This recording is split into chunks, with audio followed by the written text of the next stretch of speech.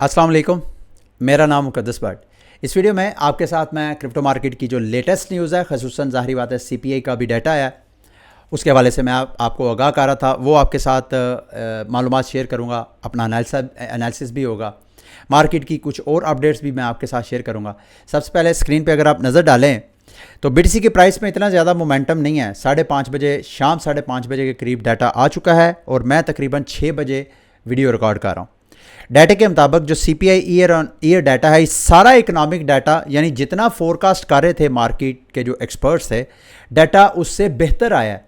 यानी ये बुली सिग्नल है रिस्की मार्केट्स के लिए, स्टॉक और क्रिप्टो वगैरह के लिए, और ये बैरिश है डॉलर के लिए। और अगर आप डॉलर के चार्ट की तरफ नज़र डालें तो डॉलर तो अच्छा खासा डंप करता हुआ नज़र आ रहा है। क्यों? क्योंकि जो फोरकास्ट कर रहे थे डाटा उससे बेहतर आया। दूसरे लफ्ज़ों में अमेरिका में महंगाई जो है वो कम हो रही है। ये मैं आपके साथ एक चार्ट शेयर करना चाहता हूँ। इस पर अगर आप देखें तो मुसलसल पिछले साल जुलाई से अगर आप देखें 9% से महंगाई कम होती होती होती होती आज जो है 3% तक महंगाई आ गई है। तो अमेरिका की इंटरेस्ट रेट बढ़ाने की पॉलिसी से महंगाई को कंट्रोल करने के जो रिजल्ट्स हैं बहरहाल वो आ रहे हैं। अभी ये आपको बीटीसी की मार्केट में क्यों इतनी ज़्यादा मूवमेंट नज़र नहीं आ रही? दो वजूहतें हो सकती हैं। एक तो अभी भी जो फेड इस माह के आखिरी हफ्ते में जाके जो इंटरेस्ट रेट बढ़ाने की पॉलिसी है, अभी भी कुछ मार्केट में एक्सपर्ट्स का मानना यह है कि शायद इंटरेस्ट रेट बढ़ेगा, बेशक वो 25 बेस पॉइंट बढ़े। तो इस वजह से मार्केट में आपको मोमेंटम नज़र नहीं आ रहा। और दूसरा एन मुमकिन है कि न्यूज़ के अगेंस्ट मार्केट, न्यूज़ पॉजिटिव है और मार्केट के जो प्लेयर्स हैं, बड़े बड़ी वेल्स जो हैं, जो मैनिपुलेटर्स हैं, वो इस मार्केट के अगेंस्ट ट्रेड कर रहे हों। हम लोग न्यूज़ को देख के हम बाय ऑर्डर लगा रहे होंगे लेवरेज लेके, और वो इससे फ़ायदा उठा के आप लोगों के या उन ट्रेडर के अकाउंट जो है वो लिक्विडेट कर रहे होंगे। ये मैनिपुलेशन ज़्यादा देर नहीं चलेगी। ओबियसली ये चंद घंटे तक जो है मार्केट जो है थोड़ा बहुत मैनिपुलेट होगी, उसके बाद मार्केट जो है डाटा के मुताबिक आ जाएगी। तो डाटा तो फ़िलहाल पॉजिटिव है। आइंदा चंद दिन तक ऐन मुमकिन है, इसका ये कतन मतलब नहीं है चंद घंटों के बाद प्राइस जो है वो 31,400 500 की जो स्ट्रॉन्ग रेजिस्टेंस है उसको ब्रेक कर पाएगी कि नहीं। मुझे नहीं लगता ऐसा होगा। उसकी वजह यह है कि मार्केट अब इंतज़ार करेगी इस माह के एंड में इंटरेस्ट रेट के हवाले से क्या पॉलिसी स्टेटमेंट आता है अमेरिका का। अच्छा, उसके बाद ये मैं महंगाई आपको दिखा रहा था कि महंगाई बहरहाल कंट्रोल हो रही है। अमेरिका की ये पॉलिसी, जेपी मॉर्गन ने खुद अपनी ये प्रेडिक्शन की थी आज की सीपीआई रिपोर्ट के हवाले से। उन्होंने ये देखे मुख्तलिफ, अगर आप चार्ट पे स्क्रीनशॉट ले लें इसका लेना, तो उसके मुताबिक एन एग्जैक्टली 3% से लेकर 3.2% के करीब अगर आती है तो मार्केट जो S&P 500 है उसमें 0.5% से लेकर 0.75% जो है वो पंप आ सकता है। बहरहाल डॉलर जो है अच्छा खासा आज की डेवलपमेंट के बाद आपको क्रैश होता हुआ नज़र आ रहा है। एंड मुमकिन है चंद घंटे के बाद आपको बीटीसी की प्राइस भी दोबारा अपने रेजिस्टेंस के पास ट्रेड होती हुई नज़र आए। एक बड़ी इंटरेस्टिंग डेवलपमेंट थी, मैं दो चार चीज़ें आपके साथ शेयर करना चाहता हूँ। अभी अमेरिका में जितने ETF अप्लाई करने वाली US कंपनीज़ हैं उन सब ने दोबारा रीफाइलिंग की है। इंटरेस्टिंग डेवलपमेंट ये है कि उन सब ने कोइन बेस के कंधों पे रख के अपनी बंदूक चलाई है। यानी सब ने कोइन बेस को अपना सर्वेलेंस पार्टनर जो है वो डिक्लेयर किया है। और उससे इंटरेस्टिंग डेवलपमेंट ये है कि यही कोइन बेस है जिसके खिलाफ SEC जो है लीगल एक्शंस ले रहा है, और यही कोइन बेस है जो कि SEC के ख़िलाफ़ जो हालिया उन्होंने डिक्लेयर किया है कि कोइन बेस जो है कुछ सिक्योरिटीज़ की ट्रेड करवा रहा था बगैर कंप्लाइंट हुए। आगे SEC के ख़िलाफ़ कोइन बेस अदालत में चला गया है ये कहते हुए कि ये जो SEC ने हमारे ख़िलाफ़ एक्शन लिया है इसको डिसमिस किया जाए। तो ये जो लीगल बैटल है कहाँ बैठेगी ये मुझे समझ नहीं आ रही। मेरे लिए तो ये बड़ा कॉम्प्लेक्स है इसको समझना कि भाई वो वाली एक्सचेंज अमेरिका में जिसके खिलाफ ऑलरेडी SEC जो है अपने बाजू मजबूत करके उसके पीछे चढ़ा हुआ है, उसको as a surveillance partner declare करना और उसका क्या नतीजा निकलेगा मेरी समझ में नहीं आ रहा। मैं इस वजह से आपके साथ ये एक सेकंड थॉट शेयर कर रहा हूँ ताकि आप इस हवाले से मज़ीद कुछ सर्च करें। अगर कुछ आपके पास ऑलरेडी अपनी कोई ओपिनियन है तो वो भी आप मेरे साथ शेयर कर सकते हैं। दूसरा, मैंने आपके साथ चंद दिन पहले, शायद कल के परसों के वीडियो में शेयर किया था कि जब से ये 15 जून से लेके आज तक जो बिग वेल्स हैं जिनके पास 10 BTC से ज़्यादा BTC पड़ा हुआ है, उन्होंने तकरीबन 71,000 BTC जो है वो मार्केट से उठाया।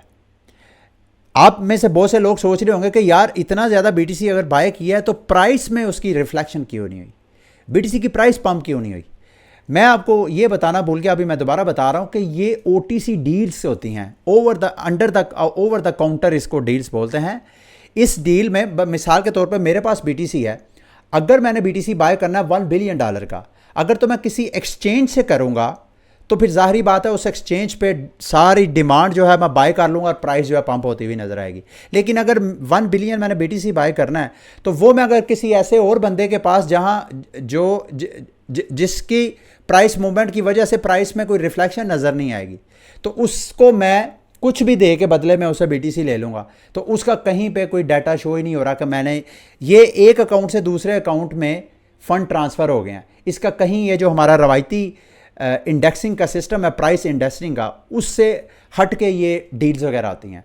तो अगर आप में से किसी के जहन में अगर आप कभी मैं आपके साथ शेयर करता हूँ कि यार इस फ़लाँ अरसे के दौरान इतना BTC बाय हो गया या इतना सेल हो गया, और उस दौरान अगर कोई आपको प्राइस में कोई पंप और जंप नज़र नहीं आता, तो उसकी वजह यही है कि ज़्यादातर ये डील्स जो हैं OTC होती हैं। ये माइक्रो स्ट्रैटेजी जब भी BTC बाय करता है, जी मैंने इतने हज़ार BTC बाय कर लिया, तो उसका प्राइस में रिफ्लेक्शन कभी नहीं नज़र आती, क्योंकि वो OTC डील्स के ज़रिए कर रहे होते हैं। वो बड़ी बड़ी कंपनीज़ होती हैं जिनको सम टाइम वो मार्केट रेट से एक्सपेंसिव और सम टाइम मार्केट रेट से डिस्काउंट पे वो ख़रीद रहे होते हैं। अच्छा, आगे मैं एक और न्यूज़ आपके साथ कल मैंने शायद शेयर की थी रॉबर्ट कियोसाकी के हवाले से। उन्होंने कहा था जी कि अभी ब्रिक्स की मीटिंग होनी है और साथ उनके मुताबिक के BTC को वो अपनी सेंट्रल और कलेक्टिव जो है वो करेंसी डिक्लेयर करेंगे। मैं ये सोच रहा था कि रॉबर्ट कियोसाकी ने ये क्यों ऐसे बोला है, हालांकि किसी भी ये जो ब्रिक्स की मेंबर कंट्रीज़ है, किसी भी तरफ से मेंबर स्टेट से ये स्टेटमेंट नहीं आई कि भाई हम बिटकॉइन को अपनी एक कॉमन करेंसी डिक्लेयर कर रहे हैं, या हम अपने जो हमारा ब्लॉक है वो बिटकॉइन को एज ट्रेड वो यूज़ करेगा। इसने क्यों कहा, मैं इसके बारे में थोड़ा सा सर्च कर रहा था, मैं चाह रहा था मैं आपके साथ शेयर करूं। देखें, फ़िलहाल की जो स्टेटमेंट है, ये जितनी ब्रिक्स की मेंबर स्टेट्स हैं इन सब, ये मेरी बात सुनिएगा लाजमी, क्योंकि इसका ताल्लुक BTC के फ्यूचर के साथ जुड़ा हुआ है। अगर आपने BTC की अगर मैं बात कर रहा हूँ तो इसका मतलब सारी क्रिप्टो मार्केट की मैं बात कर रहा हूँ। तो ब्रिक्स की जो फ़िलहाल स्टेटमेंट है, उस स्टेटमेंट के मुताबिक ब्रिक्स जो है गोल्ड बैक करेंसी ये ब्लॉक जो है गोल्ड बैक करेंसी बनाने की तरफ जा रहा है। इसमें दो मुख्तलिफ सिनेरियो है, या तो ये कंट्री अपनी अपनी करेंसीज बनाएंगी, उन करेंसीज की बैक पे गोल्ड होगा, यानी अपनी नेशनल करेंसीज की बैक पे गोल्ड रख के तो वो ट्रेड करेंगे। दूसरी ऑप्शन ये हो सकती है कि मुमकिन है सब ये ब्लॉक मिलके अपनी एक करेंसी बना ले, रीजनल टाइप या ब्लॉक की कोई अपनी, उसमें वो गोल्ड बैक करेंसी बनाए और आपस में वो ट्रेड करें। अच्छा, इस दोनों में कॉम्प्लिकेशंस हैं। पहली में क्या कॉम्प्लिकेशंस है कि ये कैसे मुमकिन है कि ये जो मेंबर स्टेट्स हैं, क्योंकि ये ब्रिक्स जो है सिर्फ ब्राज़ील, रशिया, इंडिया, चाइना और साउथ अफ्रीका तक महदूद नहीं है, और भी इवन कहा जा रहा है कि G20 की जो हाफ से ज़्यादा की कंट्रीज़ हैं वो ऑलरेडी या तो ज्वाइन कर चुकी हैं इस ब्रिक्स के ब्लॉक को, या ज्वाइन करने में इंटरेस्टेड है इस तरह। तो इस वजह से दुनिया की 80% इकोनॉमी जो है ऑलरेडी ब्रिक्स का हिस्सा बन चुकी है या बनना चाहती है। तो सवाल ये है कि कैसे मुमकिन है कि ये इतने डाइवर्स नेटवर्क, जियो पॉलिटिकल और डाइवर्स नेटवर्क के होते हुए ये कोई इस तरह का सेटअप कर सकते हैं कि हर मुल्क जो है अपनी अपनी गोल्ड बैक करेंसी जो है वो बना ले। ये मेरी असेसमेंट के मुताबिक ये मुश्किल है। तो फिर ये अपनी कॉमन करेंसी की तरफ जाएंगे। अगर उसमें जाएंगे तो मुझे ऐसे लग रहा है कि वो भी ज़्यादा देर सिलसिला नहीं चलेगा। रॉबर्ट कियोसाकी की मेरे ख्याल है उसके पीछे सोच ये थी कि देर सवेर आइंदा 5 साल, 10 साल, 20 साल के बाद अल्टीमेटली ये जो ब्लॉक अगर ग्रो करता है मज़ीद, क्योंकि डॉलर जो है उससे सारे ये दुनिया की सारी बड़ी इकोनॉमीज़ जो है वो तंग आई हुई हैं। डॉलर की जब तक डॉलर जो है वो गोल्ड बैक था ब्रेटन वुड एग्रीमेंट के मुताबिक, उस वक्त तक सिस्टम सारी दुनिया जो थी उसको कोई मसला नहीं था। जैसे ही 1971 में अमेरिका ने कहा जी कि हम जो है गोल्ड स्टैंडर्ड से हमारा कोई कंसर्न नहीं है, हम जब दिल चाहे वो पैसा छापेंगे। और फिर साथ सऊदी अरेबिया के साथ पेट्रोल डील कर ली कि भाई आपने अगर आपस में कोई ट्रेड करनी है कंट्रीज़ ने आपस में, तो वो डॉलर के ज़रिए करेंगे डील। तो ये इस वजह से अमेरिका जो है वो सुपर पावर बनता गया। और फिर साथ साथ उनकी जो अपनी इकॉनमी, जब भी उनकी इकॉनमी में क्राइसिस आता था वो पैसा छाप देते थे। पैसा छापने से डॉलर की वैल्यू जो वो क्रैश होती थी, चीज़ें महंगी होती थी, इन्फ्लेशन होती थी। तो ये सारी कंट्रीज़ जो थी, अमेरिका की इन्फ्लेशन सारी दुनिया में एक्सपोर्ट होती थी। तो इस वजह से दुनिया ने सोचा कि हम अपनी तरफ जाएं। तो इसको मैं थोड़ा सम अप करता हूँ। मेरी असेसमेंट के मुताबिक आइंदा 5 साल, 10 साल, 20 साल, शायद 50 साल अल्टीमेटली बिटकॉइन जो है वो दुनिया की ग्लोबल करेंसी बन सकता है। ये मेरी असेसमेंट है। और मैं समझता हूँ रॉबर्ट कियोसाकी, ये जो ज़्यादा पढ़े लिखे लोग हैं, ज़्यादा समझदार लोग हैं, जो सिर्फ हमें छोटी सी बात बताते हैं पीछे बैकग्राउंड, उसके पीछे सोच मेरे ख्याल में ये हो सकती है। इसके अलावा एक और गोल्ड बैग की तरफ ही अगर आप जाते हैं तो आप थोड़ी देर के लिए मैं आपके साथ स्क्रीन पे शेयर करना चाहता हूँ। इस वक्त गोल्ड, पूरी दुनिया में जो गोल्ड है उसका ज़्यादा गोल्ड जो है वो अमेरिका के पास पड़ा हुआ है। अमेरिका के पास गोल्ड के जो रिज़र्व हैं 480 बिलियन के अमेरिका के पास है। बाकी फिर जर्मनी, इटली, ये तो ब्रिक्स के ब्लॉक का अभी तक हिस्सा नहीं है। फ्रांस भी ब्रिक के ब्लॉक का हिस्सा नहीं है। उसके बाद रशिया और चाइना, रशिया के पास है जी 135 बिलियन के, और चाइना के पास 115 बिलियन का। इसी तरह इंडिया के पास है तकरीबन 46 बिलियन का गोल्ड। ये सारे कंट्रीज जो हैं अगर गोल्ड बेस्ड करेंसी बनाते हैं तो इनकी इकॉनमी और ट्रेड जो है, मेरा ख्याल है वो गोल्ड के रिज़र्व से कहीं ज़्यादा है। आप ये देखें ना, दुनिया में, पूरी दुनिया में जो गोल्ड रिज़र्व है वो टोटल है 10 ट्रिलियन। उसमें से ज़्यादा तादाद अमेरिका और अमेरिका के इत्तेहादी कंट्रीज़ के पास है। तो ये जो ब्रिक्स का ब्लॉक बनेगा, इनके ब्लॉक के पास क्या इतना गोल्ड होगा कि उनकी जो ट्रेड की ज़रूरियात हैं वो करेंसी से पूरा हो जाएगा? अल्टीमेटली इनको लाजमी जाना पड़ेगा किसी और स्टैंडर्ड की तरफ। और मेरी नज़र में बिटकॉइन से बेहतर कोई गोल्ड स्टैंडर्ड नहीं है। क्योंकि ये देखें, मैंने आपको बताया कि जब ये नेशन स्टेट अपना अपना गोल्ड करेंसी बनाएंगी, उसकी ट्रांसपेरेंसी, उसकी ऑडिटिंग में इश्यूज़ वगैरह आ सकते हैं, कंट्रोल किया जा सकता है। ये जो बड़ी बड़ी इकोनॉमीज़ हैं ये कंट्रोल कर सकती हैं। क्यों? क्योंकि वहाँ पे बंदे बैठे हुए हैं, वहाँ पे सिस्टम बैठे हुए हैं। अगर उसकी बजाय इसको पब्लिक लेजर पे ले जाया जाए, यानी बिटकॉइन की तरफ ले जाया जाए, ये तो ट्रांसपेरेंट है, किसी को हमें ऑडिट बैठाने की ज़रूरत नहीं है। ये सारा सिस्टमेटिक कंप्यूटराइज सिस्टम से हर चीज़ मॉनिटर की जा सकती है। यानी बिटकॉइन को सेंट्रल बैंक अपने रिजर्व में रखे और उस बेस पे अपनी करेंसी प्रिंट करे, तो ये चीज़ ऐसा मुमकिन है जो कि पॉसिबल लगती है। ठीक है, ये मेरा एनालिसिस था, मैं चाहता था आपके साथ शेयर करूँ। आगे आते हैं जी, इलन मस्क के हवाले से खबर शेयर की जा रही है कि इलन मस्क जो है फिर बिटकॉइन के हवाले से ये एक ट्वीट किया एक बंदे ने, डैनियल ने। उसने कहा जी 2030 तक सारी दुनिया की करेंसीज जो हैं totally backed entirely by GPUs. यानी दूसरे लफ्ज़ों में जीपीयूज़ को कौन बैक करता है?